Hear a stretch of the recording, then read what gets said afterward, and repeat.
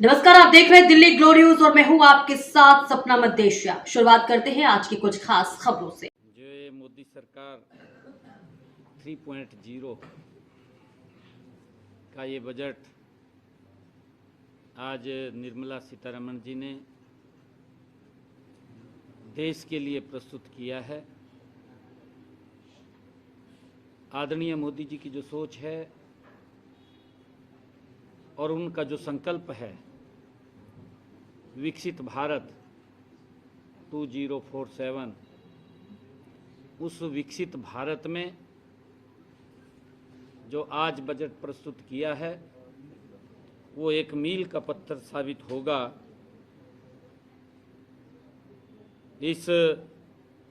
यह बजट, जैसा मैंने कहा है कि विकसित भारत के संकल्प को ये एक दूरदर्शी और ऐतिहासिक ये दस्तावेज है। हम सब के लिए आज ये बहुत ही गौरवशाली दिन भी है।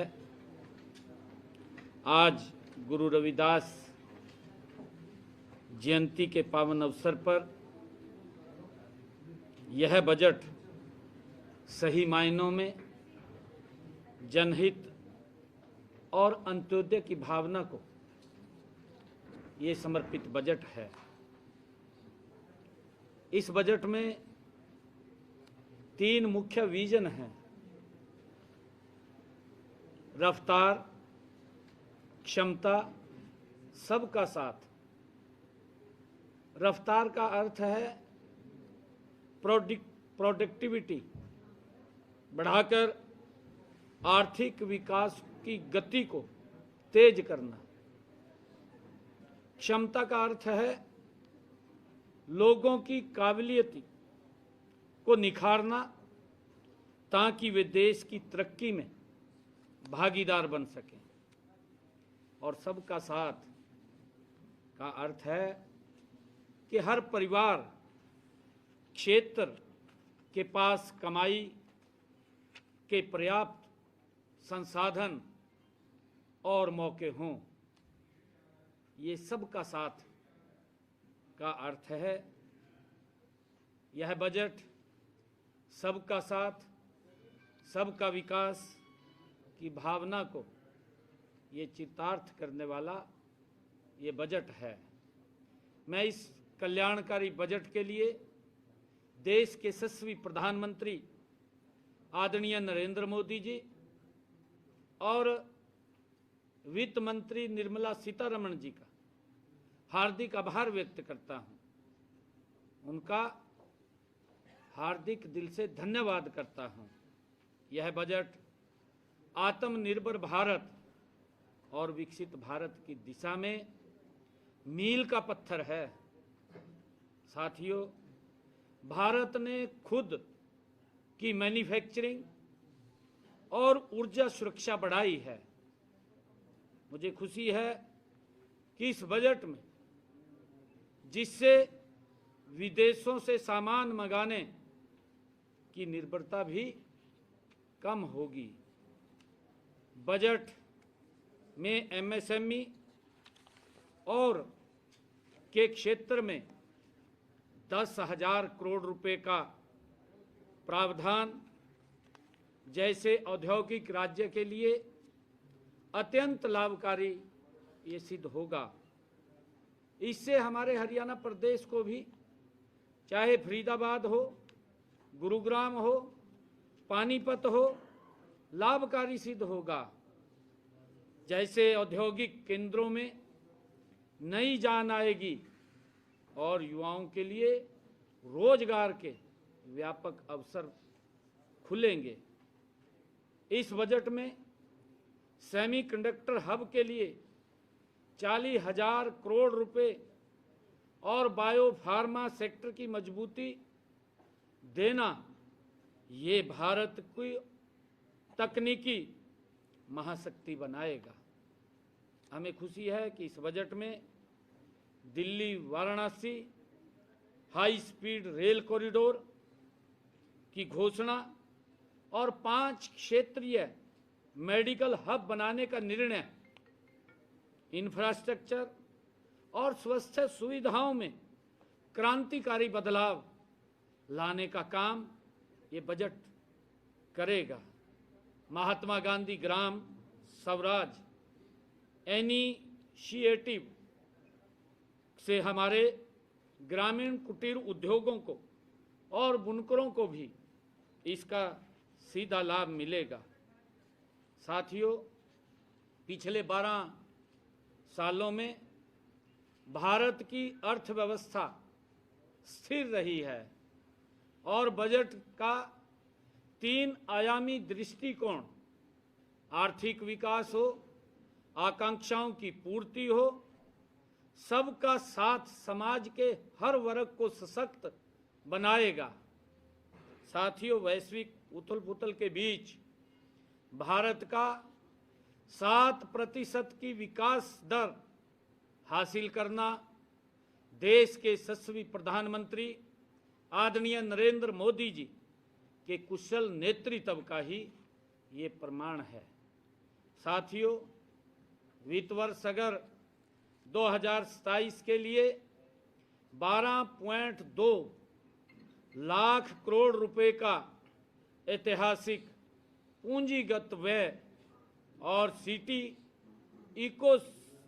इकोनॉमिक रीजन का विकास हरियाणा जैसे औद्योगिक और इंफ्रास्ट्रक्चर केंद्रित राज्य का प्रगति को एक नई उड़ान देने का काम ये बजट करेगा। यह बजट सर्वसमावेशी किसान, युवा, महिला, गरीब सहित 140 करोड़ देशवासियों की आकांक्षाओं को पूरा करने वाला है। साथियों, हरियाणा के लिए यह बजट विशेष रूप से उत्साहजनक है। खेलो इंडिया मिशन पर इस बजट में जो जोर दिया गया है, हमारे खिलाड़ियों को और प्रोत्साहित करेगा। साथियों, जबकि 15 पुरातात्विक स्थलों के विकास से हरियाणा की ऐतिहासिक धरोहरों जैसे राखी गढ़ी को वैश्विक पहचान मिलेगी। साथियों, साथ ही एआई और क्वांटम मिशन में निवेश गुरुग्राम को ग्लोबल टेक हब के रूप में और मजबूती देगा। साथियों, मैन्युफैक्चरिंग और एमएसएमई पर फोकस हमारे युवाओं के लिए रोजगार के द्वार ये खोलेगा। साथियों, यह बजट सही मायनों में विकसित भारत की ये एक मजबूत नींव है। साथियों, यह बजट देश के यशस्वी प्रधानमंत्री आदरणीय मोदी जी के विकसित भारत 2047 के संकल्प को सिद्ध करने वाला ये ऐतिहासिक और दूरदर्शी बजट है। साथियों, यह बजट केवल आंकड़ों का लेखा जोखा नहीं है, बल्कि ये बजट देश के किसान, युवा, महिला और गरीब कल्याण के लिए एक सशक्त ये ब्लूप्रिंट है। साथियों, बजट में कृषि क्षेत्र के लिए आवंटन बढ़ाकर और डिजिटल एग्रीकल्चर मिशन पर जोर देकर केंद्र सरकार ने किसानों की आय की बढ़ाने की दिशा में बड़ा कदम उठाया है। साथियों, हरियाणा के लवणीय और जल भराव वाली भूमि के सुधार के लिए केंद्रीय सहायता का प्रावधान हमारे राज्य के किसानों के लिए वरदान साबित होगा। साथियों, इसी प्रकार इस बजट में स्टार्टअप्स के लिए फंड ऑफ फंड्स और आर्टिफिशियल इंटेलिजेंस हब स्थापना के प्रस्तावों से हरियाणा के युवाओं को नए अवसर मिलेंगे।